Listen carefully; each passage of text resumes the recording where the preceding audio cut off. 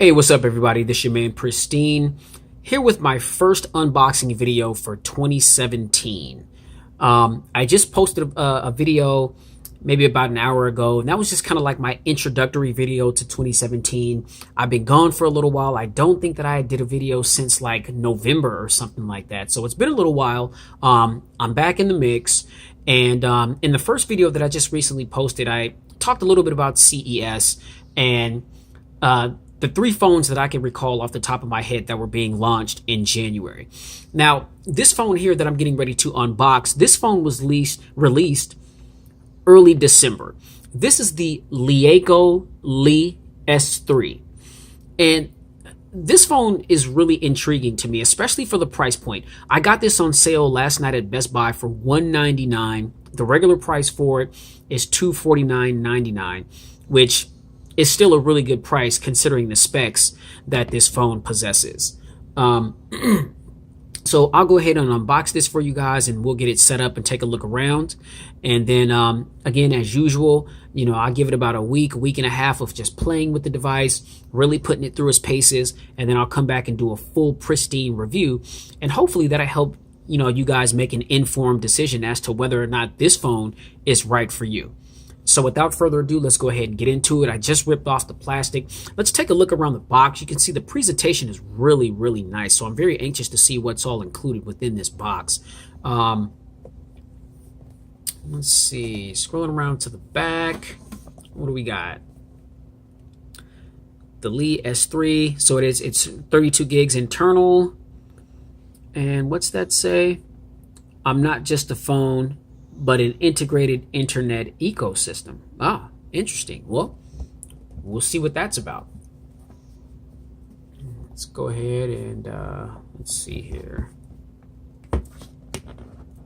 Take off the lid of the box. Go ahead and set that right there. And the only two color variants that were available was the silver and the gold, and so I opted to get the silver. I mean, just something about that silver and black combination.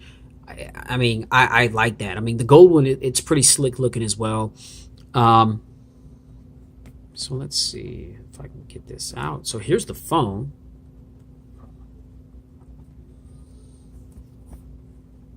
Oh, normally there's like a little, okay, there we go.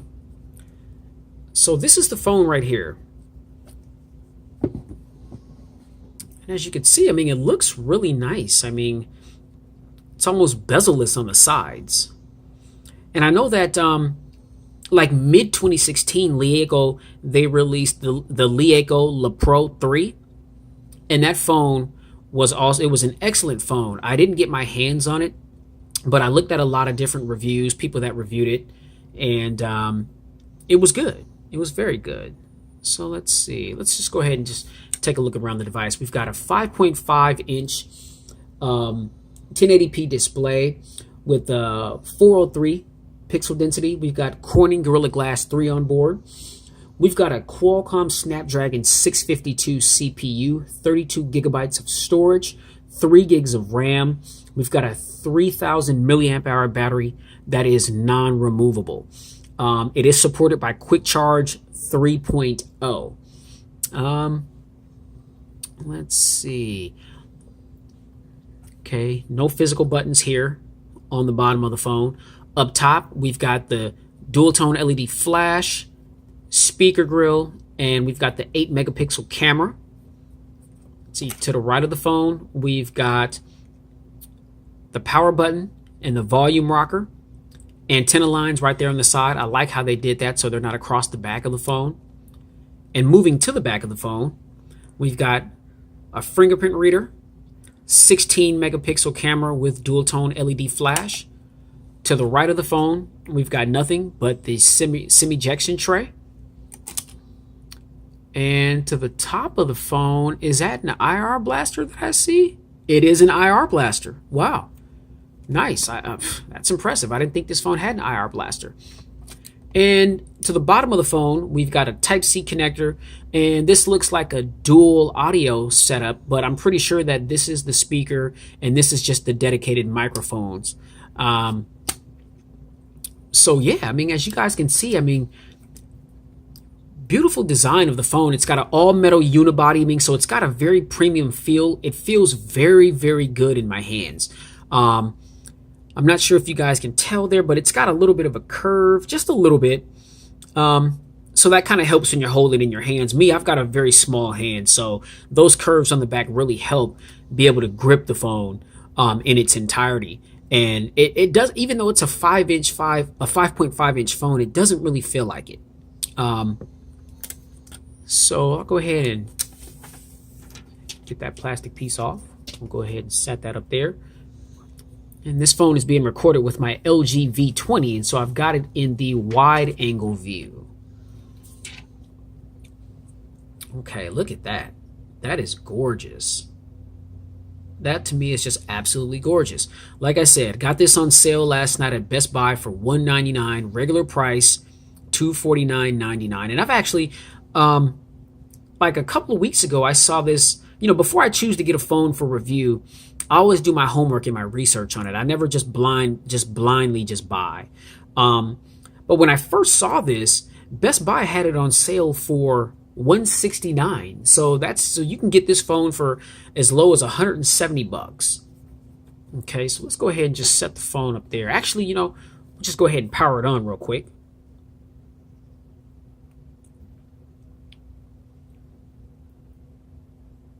Here we go, LeEco, share the eco world. And while that's booting up, we'll just set that up top and we'll finish going through the box and see what else we've got in here. Oh, wow, look at that. Very iPhone-ish looking speakers or headset. Okay. Oh, matter of fact, speaking of headset, you know what? I left one thing out, guys. There is no 3.5 millimeter headphone jack. So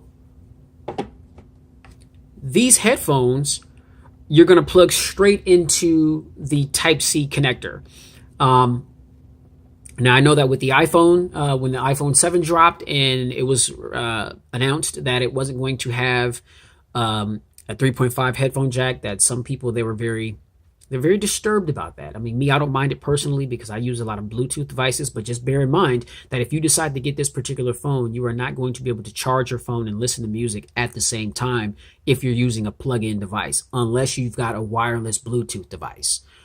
So just want to put that out there. Okay.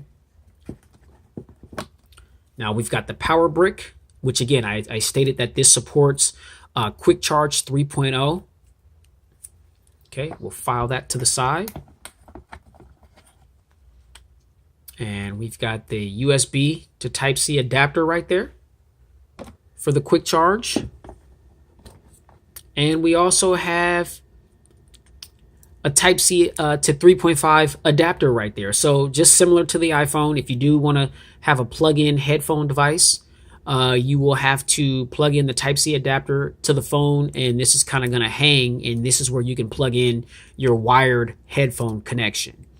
So shout out to LeEco for going ahead and throwing that in the box. God, this is a very premium feel for $200. And I can imagine that this is just the typical books and stuff. Let's see.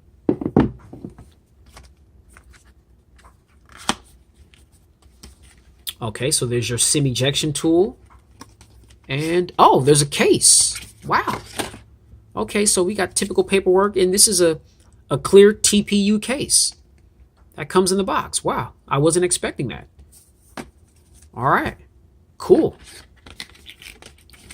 Yeah, I'll go ahead and slap that on there and save some money on the phone. I keep all my phones in tempered glass screen protectors and cases, so that's a good look that it came in the box. So, go ahead and get the phone back on deck.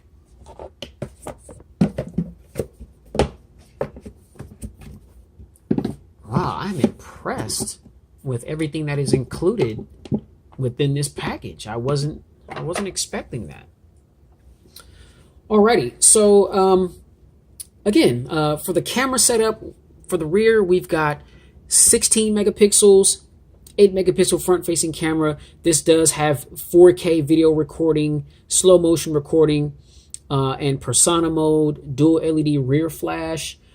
Now, as far as the audio on this phone, the audio, it's CDLA audio, Dolby Atmos, and it has Type-C audio output. And so I believe that whenever you plug in, I'm not sure if the DAC that's in this phone is as powerful as the one that's in the V20, but it's supposed to produce very good audio quality. It's a dual nano SIM, so you do have the option to put in 2 SIM cards if you need to. And let's see if there's anything else that I can tell you about this phone. No, I think we've covered all the main stuff. So what I'll do, guys, is I'll go ahead and drop some of my information in the video, and I'll come back and we'll take a look at the UI and see what that's looking like. All right, hang tight. Okay, y'all. So we back to it, and I just got a lot of my information put in. Okay, y'all, so I got everything loaded up on the phone. I opted to not put all my apps on the device just yet because I didn't want the performance of the phone to be slowed down. I know a lot of times I have a lot of different apps, and if they're all downloading at once or attempting to, then it kind of slows things down. And I just kind of want to give you guys just a real brief visual of the phone's operating system. So I got my fingerprint set up, and it's pretty snappy. I'd say maybe not as snappy as the OnePlus 3 or the Huawei Honor 8, but it definitely works. Just barely tap it, and there it is. And actually, there are capacitive buttons down here. There are no physical keys down there, but you just saw them light up. They're capacitive buttons that light up, and so that's a good look. Beautiful looking screen. Now, when I read some of the comments and things that people have said about this phone before I bought it, one of the main things that they talked about was the operating system and how it was. Some people described it as weird, or some people described it as difficult. And it's not like your conventional Android experience where, you know, you swipe down from the screen and then you'll have notifications and stuff here.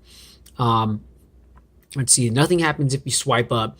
Now, if you swipe to the right, it's going to bring up LE View, and you'll notice that Leeco, they've got some bloatware on here. There's no app drawer. So it's just the more apps that you download onto the phone, then the more pages will be created that you can scroll through. But again, got all the Google apps there in the Google file, and system tools. Got the browser, calculator, calendar, clock, compass, contacts, all that kind of thing. And you see that's just nice and snappy. Now, I was looking for like where are my like settings, like where I can adjust the brightness and turn Bluetooth on and off or turn Wi-Fi on and off. Well, to access that, you have to hit the recents button right there. And when you hit that, then that's when it brings up all your settings here. And I think that may be one of the things that people find difficulty in getting used to, because it is different. And so you've got like a like just some quick access points to like launch the camera. I'm not sure what that is right there. I know that's the calculator, flashlight, clock. I believe that's the calendar right there. Music controls right there. And then down here we've got the Wi-Fi, data, auto rotate, GPS, Bluetooth, all that sort of thing. And then here's your brightness adjuster right here to adjust the brightness. Right now it's at 50%. You know, I want you guys to be able to see the screen, so I don't want to turn it up all the way. But when I did turn it up, it gets very bright. And like I said, this is a very beautiful 1080p display. I think that, you know, people that feel like, you know, screens have to be, you know, 4K or quad HD just because we're in 2017. Not to knock anybody's opinion, but I mean, my personal opinion, I think that's kind of ridiculous. I mean, there's a lot of 1080p displays out here that are absolutely gorgeous, and it also conserves battery life. I mean, a lot of the phones that are rocking these, you know, these 2K displays and quad HD displays, I mean, they drain more battery. I mean, so those phones tend to suffer a bit, you know, especially if you're a heavy user. But now, as far as your recents right here, so let's see. Let me give you guys just a very brief demonstration. Let's go to Netflix. Okay. Now let's go out of Netflix. Now we hit the recents button. Okay, Netflix is right there. If I want to lock Netflix so that it doesn't get erased, so that the next time I hit that app that it has to reopen all over again, I just swipe down. And you see, it's locked. Now if I want to unlock it, I swipe down again. And if I want to get rid of it, then I just swipe it up. And that's that. So I know that traditional Android devices, when you hit that recents button, everything kind of pops up. And it's like kind of like an up down like list where you can scroll up and down, and then there's either like a clear button for you to hit clear and it, you know, gets them out of there, or you can just swipe left or right to get them off of the screen. On this phone, to get rid of stuff, you got to swipe up. It's kind of similar to the Huawei Honor 8. The Honor 8 just kind of had like that same, it's very much like an iPhone type of setup. So now let's take it to the settings real quick. Now, this is where things start to look familiar. I mean, this is typical Android stuff. I just did the most recent update, which is Android 6.0.1. I'm not sure if they're going to be pushing out Nougat, you know, for this particular device. If so, I don't know when, but I'm fine with 6.0.1. I mean, it works perfectly fine. We'll go down here to About Phone, and let's see. So you can see right there.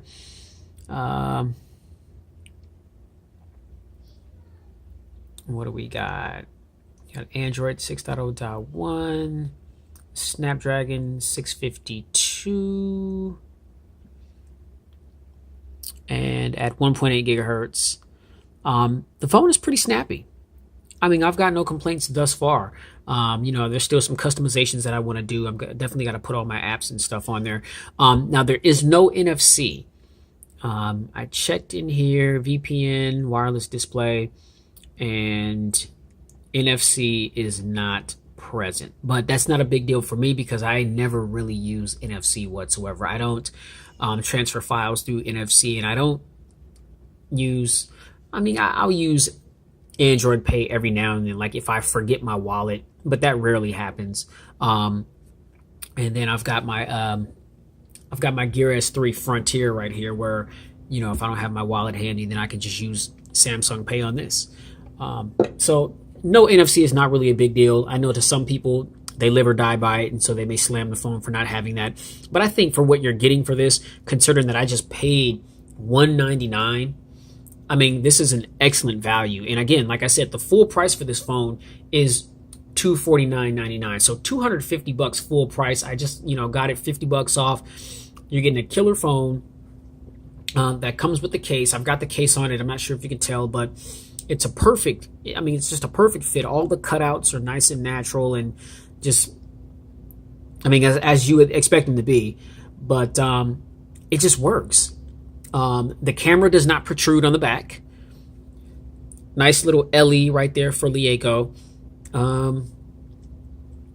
And yeah, I mean, I think that's about all I can tell you right now. I mean, again, in the package, you know, this is everything that you're getting. There's no 3.5 millimeter headphone jack, so you're getting the headphones that plug directly into the Type-C port. You do have the adapter here, Type-C to 3.5 millimeter. Quick Charge 3.0. I mean, you're just getting a lot with this package for $200. And again, I mean, just to kind of run down some of the specs again, really quickly, like I said early in the video, this is running a Snapdragon 652, which is a proven processor. It's nice and snappy. 32 gigs of RAM, or 32 gigs of ROM, my apologies, 3 gigs of RAM, 3000 milliamp hour non-removable battery, 5.5 full 1080p HD display, Corning Gorilla Glass 3, 403 for the PPI.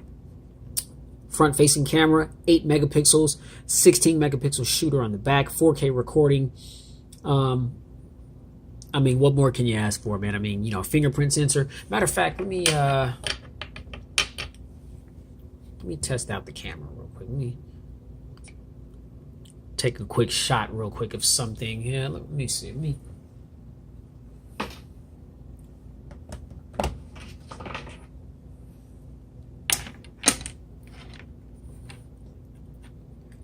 My little Android guy right there. Little iHome system. It's interesting that that's an iHome for an iPhone or an iPad, but it's an Android. Let's go ahead and take a picture of that and see what that camera quality is looking like. Okay, so if you slide up, you get more function and features.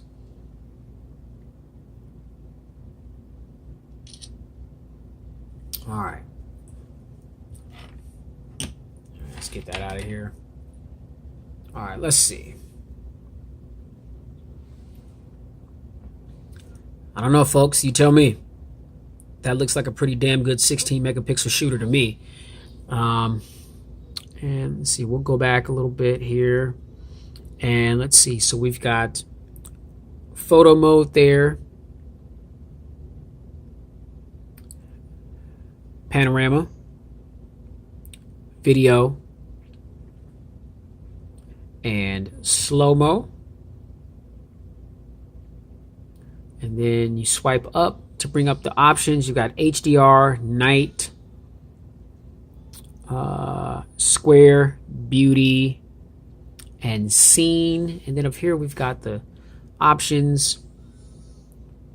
Got timer, shutter sound, location, exposure, picture size, white balance, ISO, contrast.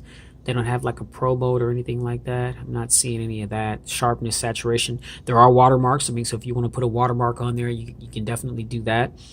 And restore to defaults. Interesting.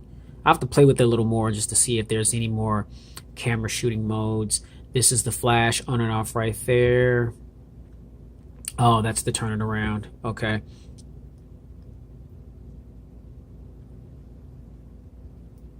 Oh, there we go. There goes some of the other ways that you can kind of tweak the screen or tweak the screen to get the picture the way you want it. But yeah, overall so far seems like a pretty solid device. Like I said, I'll give it about a week and a half, play with it, really put it through its paces, and I'll come back with the full pristine review. And I'll let you know my opinions and thoughts on whether or not this is one to buy or one to stay away from. But right now, it's looking good.